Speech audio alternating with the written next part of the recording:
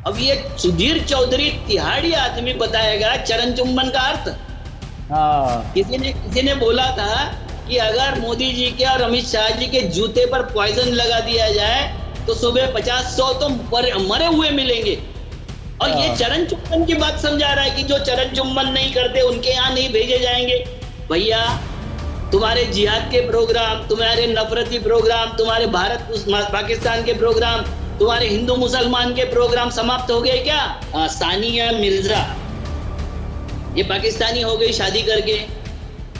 भाई पाकिस्तान में शादी किया, पाकिस्तानी हो गई, हालांकि वो हैदराबाद की है। सोनिया गांधी अभी भी शादी करके आई, इटालियन ही रही। और इंदिरा गांधी ने पारसी से शादी किया, मुसलमान बन गई। स्मृति ईरानी ने पारसी से शादी किया तो कट्टर हिंदू बन गई। और अपने जात में शादी करने वाले नरेंद्र मोदी, जिनकी शादी हो चुकी है, वो बैचलर बने रहे। भगवान राम को असहाय कर दिया है मोदी ने। ये कौन बोल रहे हैं? आरएसएस। मतलब राम भी वेटिंग में है। इतने असहाय हो गए हैं राम कि मोदी जी समय देंगे तो उनकी प्राण प्रतिष्ठा की जाएगी, वरना राम की प्राण प्रतिष्ठा नहीं होगी। और 10 दिन का उत्सव होगा, मोदी जी हाजिर रहेंगे। एक एक भक्तों को 10 से 20 सेकंड दिए जाएंगे, मतलब धक्के मार के बाहर निकाले जाएंगे, लाखों करोड़ों लोग इकट्ठा करके। कुछ लोग गरीबों में राम ढूंढते हैं, कुछ लोग राम को राजनीतिक हथियार समझते हैं, कुछ लोग करोड़ों खर्चा करके मंदिर बनाते हैं, कुछ लोग करोड़ों रुपए कमाने का साधन मानते हैं। आपने देखा होगा वहां की जमीनों में कैसी बंदरबाट हो गई, वहां के फंडिंग में कैसी बंदरबाट हो गई। आज मैंने कहीं पढ़ा कि जब राम मंदिर की शिला पूजन हो रहे थे, 1,500 सोने की ईंटें इकट्ठा हुई थी, कहां गई?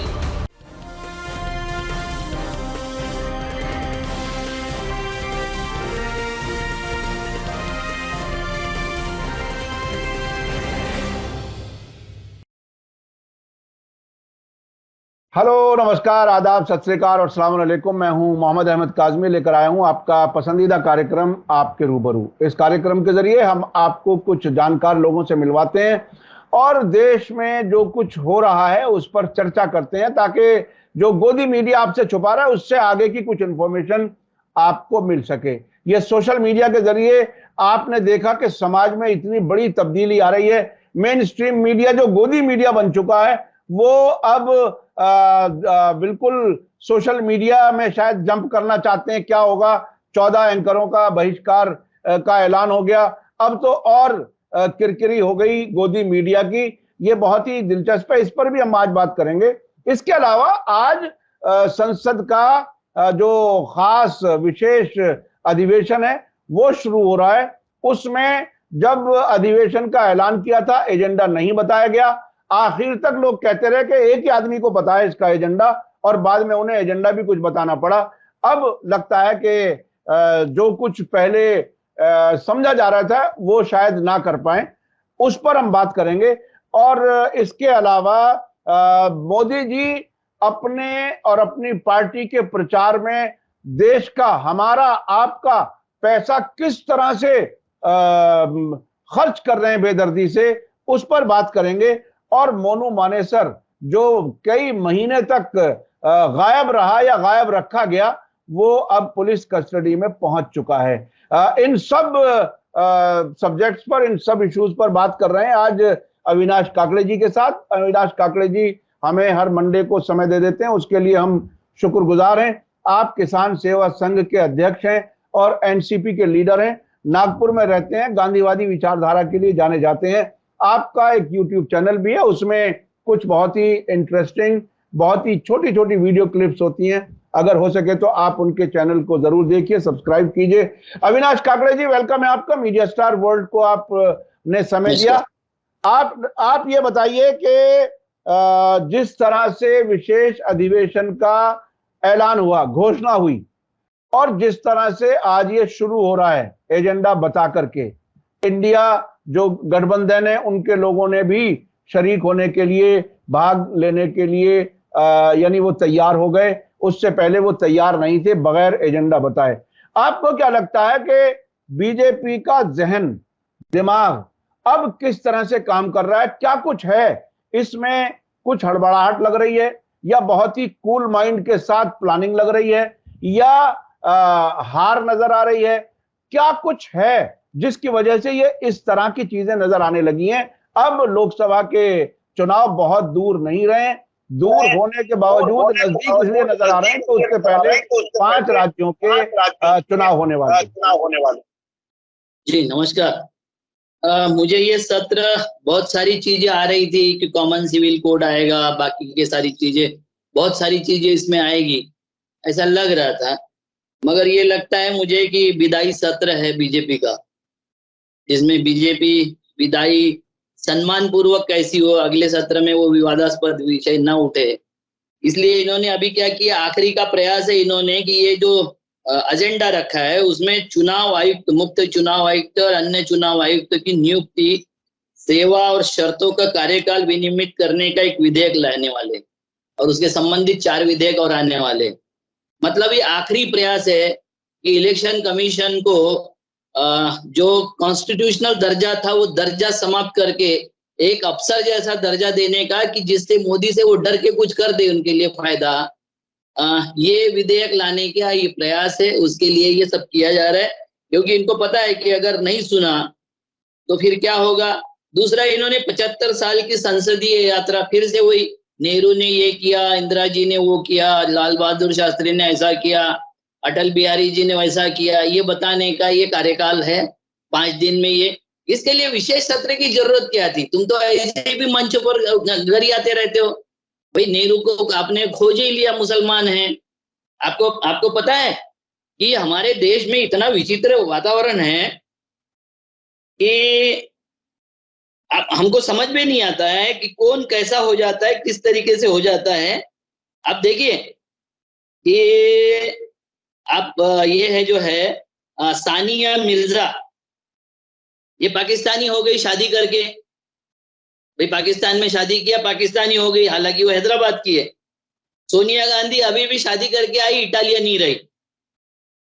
और इंदिरा गांधी ने पारसी से शादी किया, मुसलमान बन गई।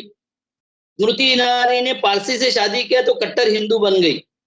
और अपने जात में शादी करने वाले नरेंद्र मोदी, जिनकी शादी हो चुकी है, वो बैचलर बने रहे। ये जो हरकत है, ये हरकत हमको कहाँ ले जा रही है और किस तरीके से ले जा रही है, इसका ये जो मामला है, जो प्रचार हो रहा है, सच का प्रचार जो हो रहा है, वो प्रचार को कैसे दबाया जाए, इस पे कैसे किया जाए, इलेक्शन कमीशन मेरे कब्जे में कैसे आ जाए।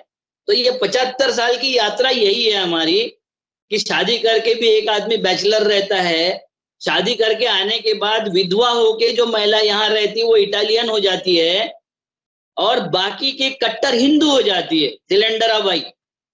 तो ये जो हमारा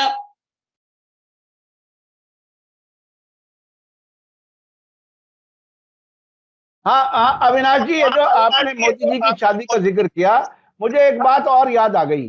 वो वाजपेयी जी ने एक बार संसद में कहा था कि मैं कुंवारा नहीं हूं, यानी वो वो वो ईमानदारी से कहा था, ईमानदारी से कहा था। इन्होंने कभी नहीं कहा, हाँ इन्होंने बैचलर घोषित किया है, शादी होने के बाद बैचलर घोषित किया है। और ये सब छुपा नहीं सकते, तो इन्होंने फिर ये एजेंडे में 75 साल में क्या हुआ, 70 साल में, मैं पिछले वक्त भी बताया था कि ये जो अंकिल लोग बैठते हैं, जिसको रवीश कुमार जी अंकिल बोलते हैं, जो कांग्रेस की पेंशन ले रहे, क्योंकि इनका शासन आया था तो इन्होंने पेंशन बंद कर दी। अब तो इन्होंने फौजियों की भी पेंशन बंद करने का अग्निवीर फॉर्मूला ला लिया। तो ऐसे जो लोग हैं, जो कांग्रेस के इंस्टीट्यूशन में काम किए, कांग्रेस के स्कूलों कॉलेजों में काम किए, उनके सरकारी महकमों में काम किया, जो महकमे अब प्राइवेटाइज हो रहे सारे, और वहीं आके बैठ के ये समझाते हैं कि इतने साल में कुछ नहीं हुआ, 75 साल में कुछ नहीं हुआ, 70 साल में कुछ नहीं हुआ। तो ये इसको कैसे दबाया जाए, इसके ऊपर ये सब चल रही है, ये जो रस्साकसी चल रही है। और नए पार्लियामेंट भवन का मामला, क्योंकि उसमें आपको देखा, आनंद मंडपम में जैसा पानी भर गया था वैसा इसमें भी भर गया था। तो अब गणेश चतुर्थी के बाद उस भवन में कैसे चले जाए, क्योंकि पानी बरसात खत्म हो जाएगी, तो फिर बाद में जो कुछ हो जाएगा हो जाएगा। ये इसका जो चल रहा है मामला, ये बहुत विचित्र मामला है, बहुत विचित्र। और ये मामले को सुलझाने के लिए पार्लियामेंट सेशन में कोई होगा नहीं। ये मुझे लगता है खाली एक इसमें ध्यान रखना पड़ेगा कि इलेक्शन कमीशन के इसमें हेरफेर ना कर दे। इलेक्शन कमीशन का हेर फेर ना कर दें। अब से पहले हमने ईवीएम के सिलसिले में भी इल्जामात सुने हैं, बहुत सी चीजें हैं। मैं ईवीएम पे नहीं जाना चाह रहा, लेकिन इलेक्शन से पहले इलेक्शन कमीशन को अपने कंट्रोल में लाने की कोशिश है, ये कहा अविनाश काकड़े जी ने। अच्छा, अब ये बताइए कि ऐसे वक्त में जबकि मोदी जी एक बहुत बड़ी रकम अपने कैंपेन में, अपने प्रोपेगेंडे में खर्च कर रहे हैं, उसके बाद भी इलेक्शन कमीशन को अपने कंट्रोल में लाने की कोशिश हो रही है। इसका मतलब तो यही हुआ कि अपनी कैंपेन पे भरोसा नहीं रहा, इतना पैसा खर्च करने के बाद भी, और इलेक्शन कमिश्नर को भी मैनेज करना है, उसके बाद इलेक्शन जीतने की तैयारी है। क्या कुछ है कैंपेन का, क्या हाल है, किस तरह से बहुत बहुत बड़ी बड़ी रकम खर्च करने की खबरें आ रही हैं। मोदी जी ने 8 साल में अखबारों को 6,891 करोड़ के विज्ञापन दिए हैं। अगर कोई काम करता है तो विज्ञापन देने की जरूरत नहीं है। 6,891 करोड़। आपने देखा होगा कि हमारा नया पार्लियामेंट भवन बना, वो इतने में ही बना, है ना। और इतने में जो बना, अभी आपने देखा होगा कि पार्लियामेंट भवन कितने में बना, सेंट्रल विस्टा 20,000 करोड़ में बना, ठीक है। और इन्होंने एक भवन बनाया, वो कौन सा एरिया है, द्वारका, वहां 27,000 करोड़ का एक भवन बना दिया मोदी जी ने। मामला क्या है, मतलब 27 करोड़, जो 27,000 करोड़ में ये जो अभी G20 की है ना, तो ये G20 1950 तक हर साल किए तब भी हो सकते हैं, इतना खर्चा एक भवन में करवा दिया। अब आपको मालूम है द्वारका कितना दूर है, वहां क्या होगा, कौन क्या प्रोग्राम कर, किस तरीके के प्रोग्राम होंगे, क्यों बनाए। और ये कहीं कहीं भी देखिए हम ये सब एक तुगलकी काम है, आप समझ लीजिए, ये सब तुगलकी काम है। इसके आगे मैं बताता हूँ, गुजरात सरकार ने गुजरात स्टेट ट्रांसपोर्ट कॉर्पोरेशन में बस के भाड़े के जो सरकारी कार्यक्रमों के पैसे दिए हैं, वो पैसे कितने होंगे, तो 116 करोड़ रुपए एक कार्यक्रम पॉलिटिकल रैली के खाली खर्चा किए, उसका डीजल 116 करोड़ रुपए का भरा है। दूसरे इसमें बेंगलुरु कॉर्पोरेशन में 24 करोड़ रुपए दिए। कर्नाटक सिविक बॉडी के योगा पर 56 करोड़ रुपए खर्चा किए कर्नाटक में। कुलबुर्गी जिले में पीएम के एक प्रोग्राम पर 11.18 करोड़ रुपए कुछ घंटे के लिए खर्चा हुआ। बेलगामी में 14 करोड़ रुपए खर्चा हुआ। और लोगों को ढोने के लिए लोग लाना है, इसलिए 3 करोड़ रुपए खर्चा किए। द हिंदू ने कहा कर्नाटक सरकार ने 36.43 करोड़ रुपए पीएम के फरवरी 27 के विजिट के लिए खर्चा किया। आरटीआई में कहा है कि आईआईटी धारवाड़ के ओपनिंग में 7.9.5% करोड़ रुपया खर्चा हुआ है। ये टाइम्स ऑफ इंडिया की न्यूज है। और एवरेज में पीएम जब गए तो 25 करोड़ रुपए एवरेज में एक दौरे का खर्चा होता है।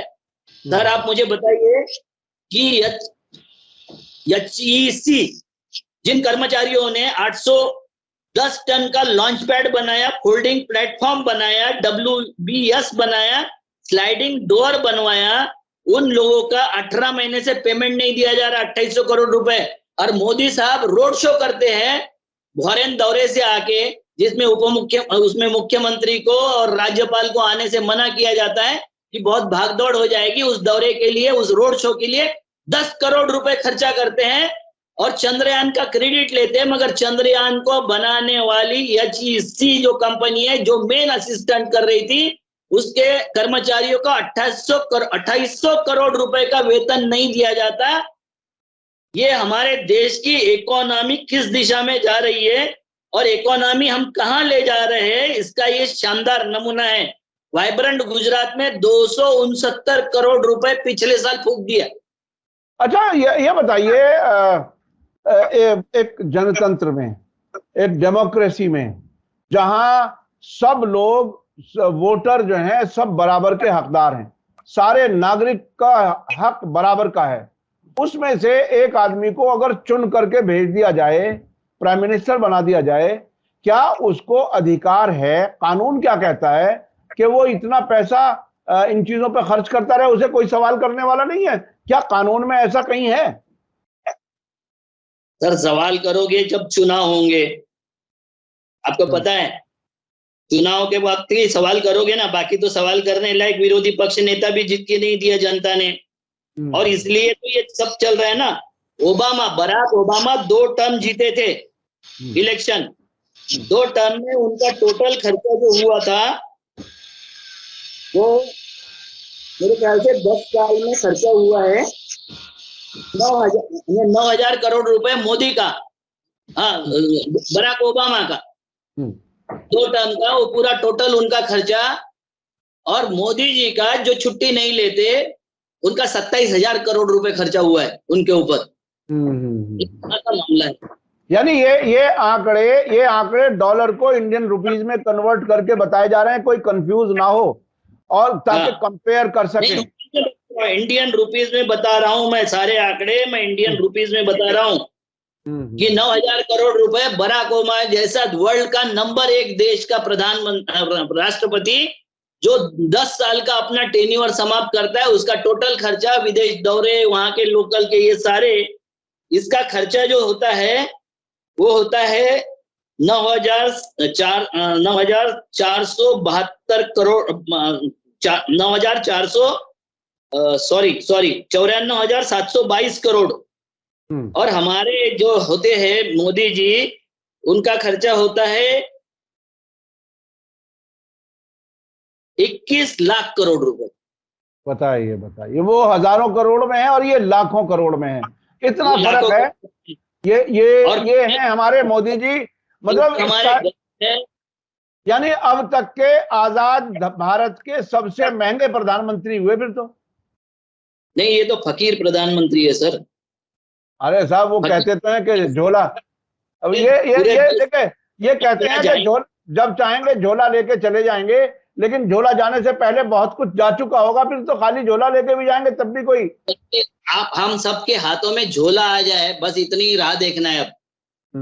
अगर ये इसी तरीके से चलते रहा तो सबके हाथ में झोला आ जाएगा, सब झोला पकड़ के घूमने लग जाएंगे, ये हालत देश की हो जाएगी। क्योंकि जिस तरीके से पैसा फूका जा रहा है, आपको पिछले वक्त भी बताया मैंने कि 20,000 करोड़ रुपए खाली हमने G20 के लिए फूक दिया 56 जिलों में। तो ये जो मामले है ये बहुत ही खतरनाक है। मतलब अठन्नी की कमाई है, रुपए का खर्चा है। हमारा खर्चा इस तरीके से, इकोनॉमी कहां से चलती है और किस तरीके से चलती है, और ये सलाह इनको कौन देता है? तो ये सलाह है OF ऑफ बीजेपी। ये क्या है OF? उसमें ये सुरेश जानी। ये OF क्या है साहब? OF क्या है? Overseas friends of BJP. हाँ, इनका एक संगठन है जो एक आदमी है सुरेश जानी, जो 1987 में अमेरिका में चला गया था। और उसके 3 साल मतलब मोदी जी ने 35 साल भिक्षा मांगी, मगर वो 47 के बाद में 90 में वहां चले गए थे अमेरिका में। अब मोदी की उम्र मुझे लगता है 100-150 साल की है, क्योंकि वो 35 साल का भीख वाला लगता नहीं यहाँ फंडा। तो ये नरेंद्र मोदी और ये सुरेश जानी एक ही गांव के, दोनों का गांव एक ही है। जिस गांव में रेल नहीं थी मगर मोदी जी चाय बेच रहे थे, वो इस गांव के है। उनका एक बेटा है अमित जानी, जिसका अभी मैंने आपको फोटो भेजा, लास्ट में आपको फोटो भेजा, उसके साथ में मोदी घूम रहे हैं। अमित जानी ने एक बनाया AAPI, Asian American Pacific islander, और इन्होंने ग्लोबल इंडियंस फॉर भारत विकास नाम से 2011 से काम शुरू कर दिया था। इनके 10,000 लोग रोज भारत में 200 कॉल करते थे। आप बात समझो कितनी सीरियस है। 200 कॉल रोज ये लोग करते थे। और ये अमित जानी कौन है? Amit Jani as a acting White House liaison as the US department of homeland and security, American security का आदमी जो अमेरिका के लिए सब कुछ कर रहा है, उनको एडवाइस कर रहा है, वो आदमी नरेंद्र मोदी का वहां ग्लोबल इंडियन फॉर भारत विकास। ये कौन सा विकास है और किस तरीके से विकास है मुझे नहीं पता। तो ये तो बहुत पूछना चाहिए कि कौन सा विकास है। राष्ट्रभक्तों को पूछना चाहिए, जो देश का नाम लेते हैं उनको पूछना चाहिए कि कौन सा विकास है ये। तो ये तो अविनाश जी, ये तो बिल्कुल सीधी सीधी बात ये हुई कि अमेरिका की खुफिया एजेंसियों से मिला हुआ आदमी भारत में मोदी जी के साथ भी मिला हुआ है। इसके तो मानी बहुत आगे होते हैं, बहुत ज्यादा होते हैं। मोदी जी के साथ मिला नहीं है, मोदी जी को डिक्टेट कर रहे हैं। आप बात समझाओ मुझे। मोदी जीतने के बाद 20 शहरों में जश्न पार्टियां दी गई, जिसमें सब नफरती चिंटू शामिल थे। 10,000 नफरती चिंटू शामिल थे, अलग अलग पार्टियों में, अलग अलग। कभी ओबामा जीता या इमरान खान जीता इसलिए भारत में कोई पार्टी हुई क्या? होने देते थे क्या? अगर कोई कर लेता इमरान खान के जीतने पर पार्टी, अगर वो सिद्धू ने खाली बोल दिया कि मेरा दोस्त है तो उसको देशद्रोही करके करार कर दिया। इन्होंने, इतने सारे लोगों ने वहां जश्न मनाया 20 जिलों में। कैसे होता है भाई? और ये क्यों मनाया? आपका क्या फायदा है उसमें? इसको जिताने से आपको क्या फायदा हुआ और कौन सा फायदा होने वाला है? देश को कौन सा नुकसान होने वाला है? इसका जवाब बीजेपी को और आरएसएस को देना चाहिए कि आपने देश को किस आदमी के हाथ में दे दिया और किस तरीके से ये देश चला रहे हैं। यानी सीधे सीधे मोदी जी को अमेरिकी खुफिया एजेंसियां काम चला रही हैं, इसके मानी तो सीधे ये हुए ना, तो वहां की खुफिया एजेंसियां ही डिक्टेट कर रही हैं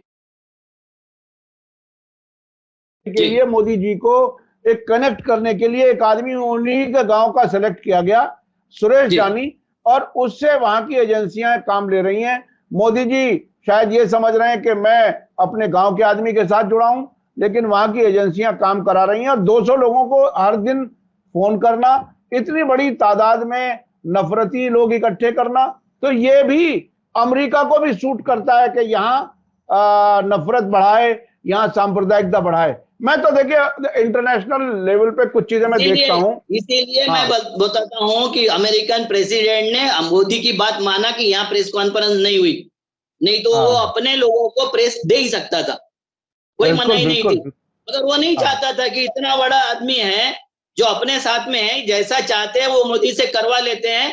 ये आरएसएस को मुगालत होगी कि हम मोदी को डिक्टेट कर रहे हैं। नहीं, मोदी को अमेरिका डिक्टेट कर रहा है।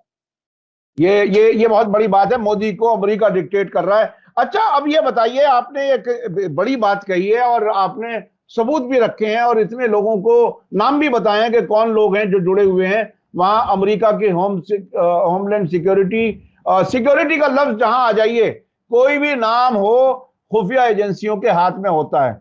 वो आदमी जो वहां की खुफिया एजेंसियों से जुड़ा हुआ है वो मोदी जी से जुड़ा हुआ है। ये एक बहुत बड़ा रहस्य उद्घाटन आप कर रहे हैं। अच्छा, अब एक बात बताइए। और देखो कि सारे जो मोदी भक्त है वो कहते हैं कि सारे राष्ट्राध्यक्षों को राजघाट पर मोदी के कारण जाना पड़ा। अब बात देख लो कहां से कैसे घुमाते हैं। अरे भाई, हमारे देश में जो भी आता है वो महात्मा गांधी के समाधि पर जाता ही है, क्योंकि महात्मा गांधी ग्लोबल लीडर है। ग्लोबल, जहां जहां मानवता होगी वहां वहां महात्मा है, वहां वहां गांधी है हमारे। आरएसएस की पूना बैठक के बाद मनमोहन वैद्य ने कहा कि मोदी मणिपुर को देखे, मंदिर को संत जन देखेंगे। ये कहां तक आ गया मामला?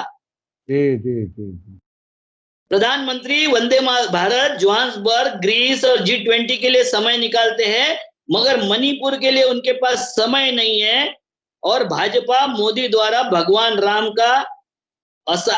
राम को असहाय कर दिया है मोदी ने। ये कौन बोल रहे हैं? आरएसएस। ये देखिए, आरएसएस मोदी के खिलाफ बोल रहा है। ये एक बहुत ही इंटरेस्टिंग पहलू है। देखिए, अभी तक जो लोग अयोध्या में राम मंदिर बनने का इंतजार कर रहे हैं, और इंतजार करना भी चाहिए, जो राम के भक्त हैं, और हमारे गृह मंत्री जी इस बात का ऐलान कर चुके हैं कि जनवरी 2024 में शायद 1 जनवरी के टिकट बुक करा लीजिए। लोगों को कहा था रैलियों में, और आपको अयोध्या आना है। और अब खबर ये आ रही है कि मोदी जी ने अभी टाइम नहीं दिया, जब वो टाइम देंगे अयोध्या जाने का तब वो मुहूर्त निकलेगा। बाजार की खबर नहीं है। नृपेंद्र मिश्रा जो राम मंदिर समिति के अध्यक्ष है, उन्होंने ऐलान किया है कि जब मोदी जी को समय होगा तभी प्राण प्रतिष्ठा होगी। मतलब राम भी वेटिंग में है। इतने असहाय हो गए हैं राम कि मोदी जी समय देंगे तो उनकी प्राण प्रतिष्ठा की जाएगी, वरना राम की प्राण प्रतिष्ठा नहीं होगी। और 10 दिन का उत्सव होगा, मोदी जी हाजिर रहेंगे।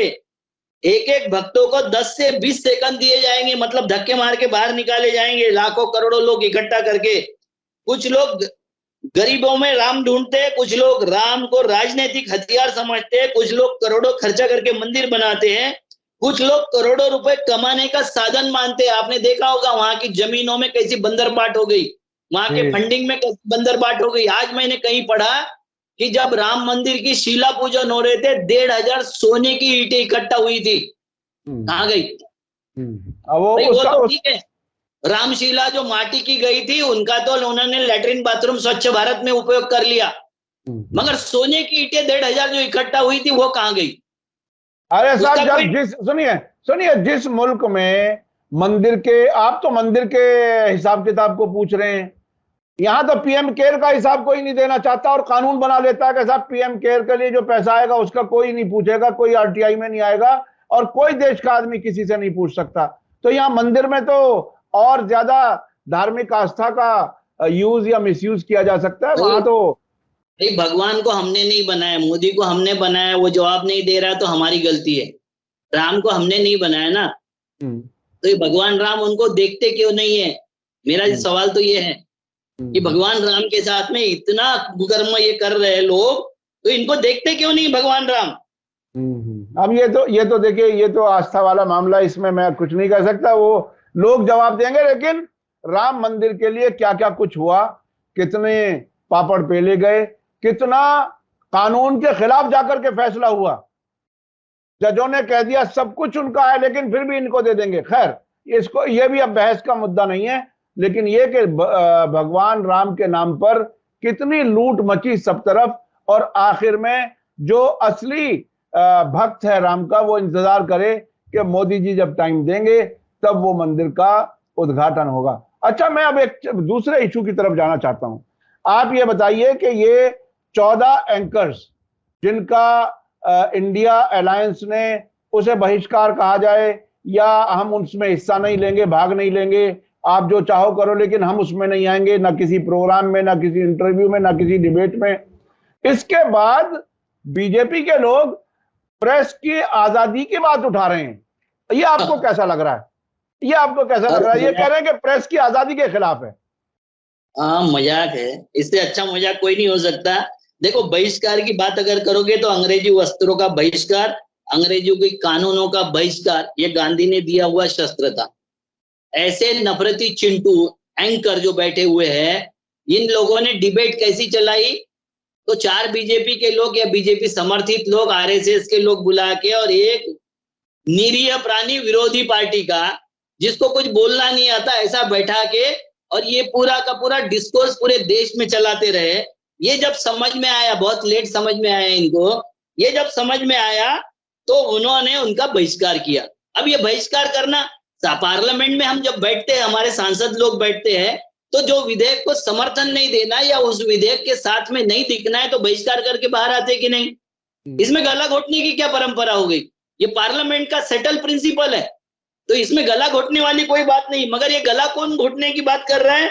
तो news broadcaster and digital association, इसके जो चेयरमैन है एनबीडीए, इसके जो चेयरमैन है अविनाश पांडे, ये बोल रहे कि मीडिया का गला घोटने जैसा, ये मालिकों का संगठन है, मीडिया का गला घोटा जा रहा है या मालिकों का घटा?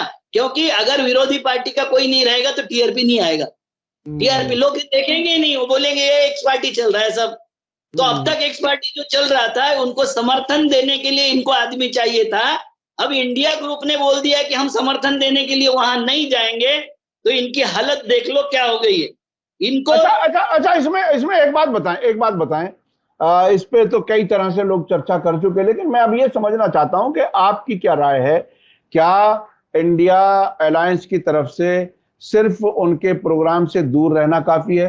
क्या इंडिया अलायंस की जो पार्टनर पार्टियां हैं उनकी भी कई राज्यों में सरकारें हैं, क्या वो अपने सरकारी जो एडवर्टाइजमेंट होते हैं चैनलों को, क्या वो देने बंद करेंगे उन मालिकों को? चूंकि चूंकि ये एंकर जो हैं ये तो प्यादे हैं, ये प्यादे मालिकों के इशारे पर और मालिक सरकार के इशारे पर ये काम करते रहे हैं। अब देखो, एक एफआईआर कर्नाटक में हो गई तो सुधीर चौधरी तिलमिला गए। तो अभी तो ये एक आध एफआईआर की बात है, ये जो कांग्रेस या दूसरे जो इंडिया के पार्टनर हुकूमतें हैं स्टेट्स में, ये कोई और सख्त काम क्यों नहीं कर पाती? इसकी क्या वजह है? नहीं, धीरे धीरे होगा। देखो, इनको अभी समझ में आ रहा है, अब तक तो समझ में ही नहीं आ रहा था ये क्या बन रहा है।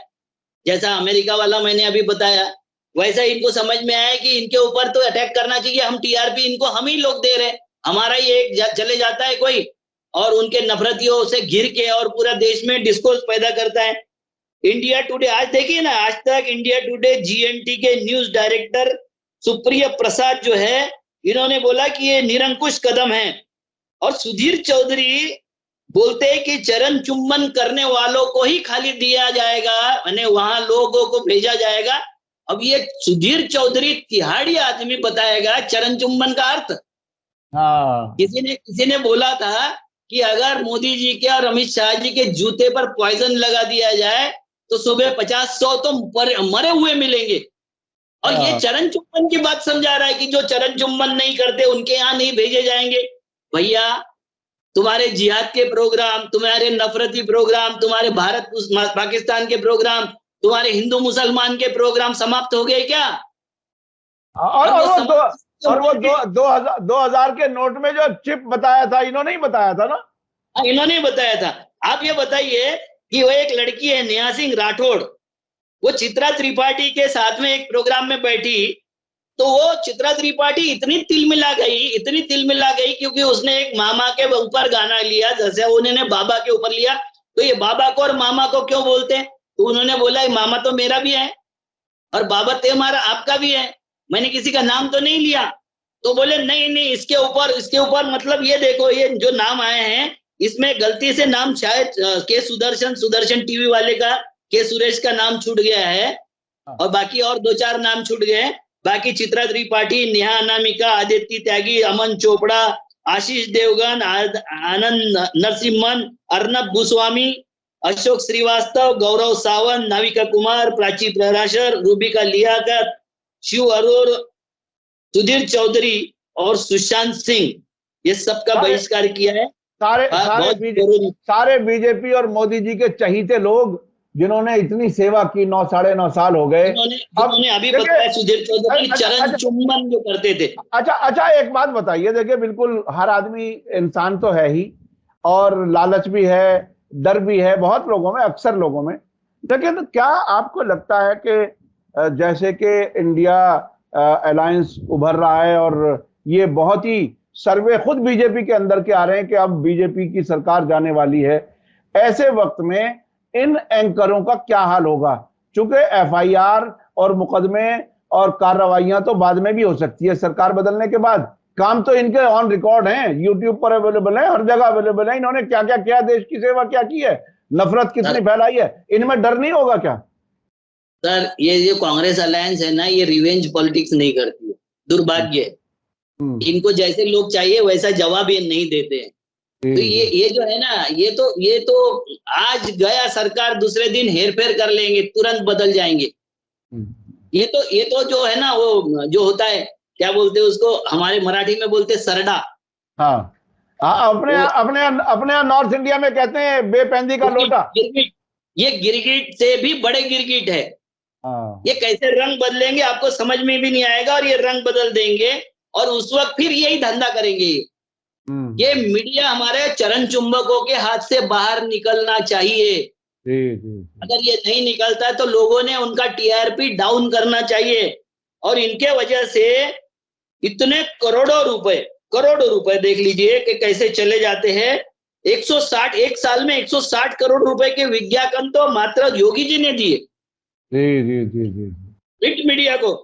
और दिल्ली सरकार की, केजरीवाल सरकार ने 10 साल में 4200% अपना मीडिया बजट बढ़ा दिया। मोदी सरकार ने शुरुआत में दबाने के लिए times of India, the Hindu और टेलीग्राफ पर विज्ञापन धंधा देना बंद कर दिया था। वो गिल्ट वाले लड़े और बाकी सब लड़ते रहे, इसलिए इनको मिलना शुरू हुआ। नहीं तो विज्ञापन तक नहीं देना है जो इनके विरोध में छापेगा। और ये इतने क्यों देते हैं? इसीलिए देते हैं कि तुम हमारे विरोध में मत छापो। और ये तो सारी सब सरकारें ये देखिए देखिए होगी। देखिए देखिए, मैं बिल्कुल आखिरी हिस्से में हूं, हमारे प्रोग्राम का वक्त तकरीबन खत्म होने जा रहा है। लेकिन प्रजातंत्र के 4 स्तंभ जो कहे जाते हैं, उसमें जो कुछ इलेक्शन कमीशन में या पार्लियामेंट में या जो कुछ हुआ वो तो हम देख रहे हैं। लेकिन मीडिया को भी किस तरह से खरीदा जाता है वो भी सामने आ रहा है। ये चौथा स्तंभ कहा जाता है।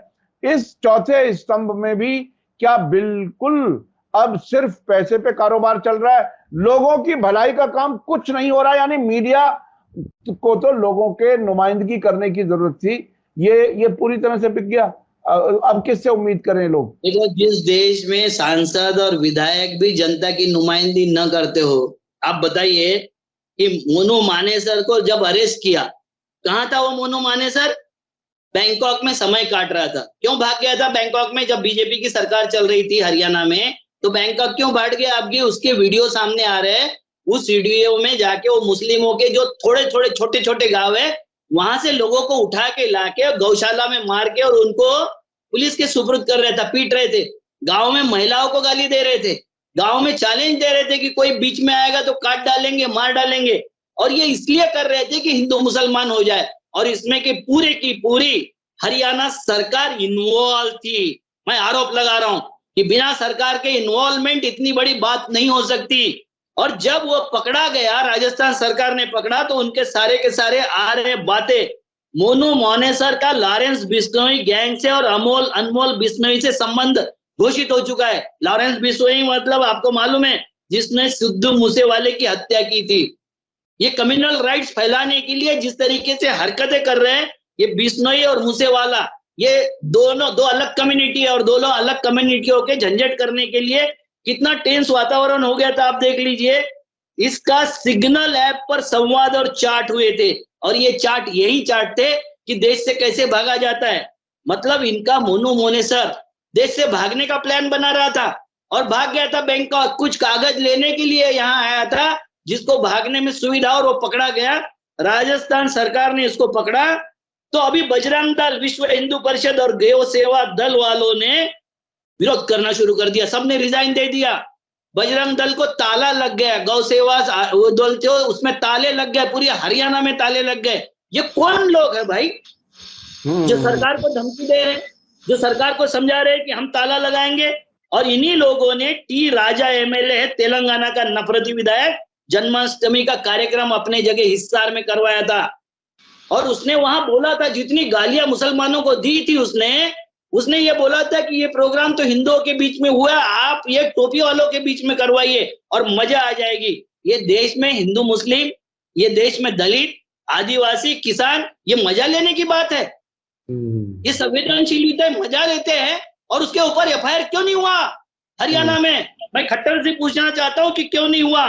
और आखिरी में आपको बताना चाहता हूं कि एक गांव को मनुस्मृति के अनुसार हिंदू ग्राम करवा दिया गया। दमोह जिले, मध्य प्रदेश के दमोह जिले में सिंहपुर गांव है। वहां कुमार, बरेठा, अहिरवार, बसखोर और वाल्मीकि समाज पर बाकी अन्य जातियों ने बहिष्कार डाल दिया। अब उसके कुर्सी पर बैठकर बाल काटने के लिए नाई समाज तैयार नहीं है।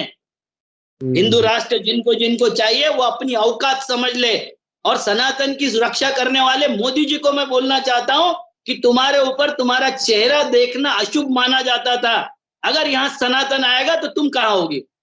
हाँ, ये देखिए, वो अगर मनुस्मृति के हिसाब से समाज को बांट दिया जाएगा तो हिंदू भी कहाँ बचेगा, ये सोचने समझने की जरूरत है। और ये मध्य प्रदेश में एक गांव को, खुद मोदी जी, क्योंकि मोदी जी जिस कम्युनिटी से आते हैं उस कम्युनिटी का सुबह मुंह नहीं देखना चाहिए, उस आदमी का, उस जाति का मुंह नहीं देखना चाहिए, ये लिखा है मनुस्मृति में।